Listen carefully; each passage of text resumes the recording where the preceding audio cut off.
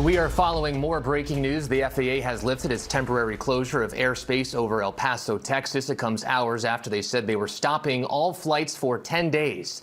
An administration official tells ABC News Mexican cartel drones breached U.S. airspace, and the Pentagon took action to disable them. Transportation correspondent Gio Benitez is here. So, Gio, what is the latest on all this? So, first of all, this was incredibly strange and unusual and, quite frankly, unprecedented, because we had never seen the airspace just totally stop like this, because we're talking about all flights, including cargo, including medical flights. So obviously there were very serious concerns here. Now we're learning, there you're seeing the map right there. So this was over the El Paso area and the Santa Teresa, New Mexico area as well. And what they were saying is that now we're learning that through sources that apparently the FAA was concerned essentially about flights flying blind, because they were doing these military operations there in the area with these drones, but not communicating with the FAA about where these drones were or where they were going. And so the FAA was concerned about flights. And so they said, you know what, we're just going to go ahead and stop these flights and close the airspace. We've kind of been in this whiplash with this story this morning. The FAA said they needed 10 days to clear everything. Now they say, oh, we're fine. What is this disconnect? Well, I think the communication issues that we've been seeing, the communication issues perhaps that even started this to begin with,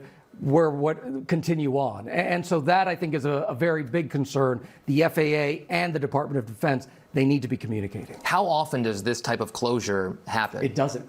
It doesn't. And that's why it's so unprecedented. So when we woke up this morning and we saw this on our phones, we're like, well, wait a minute. What is going on? And people were thinking the worst, that something could be happening and there could be some sort of U.S. action. But the defense officials were telling us, well, no, wait a minute. This has nothing to do with us.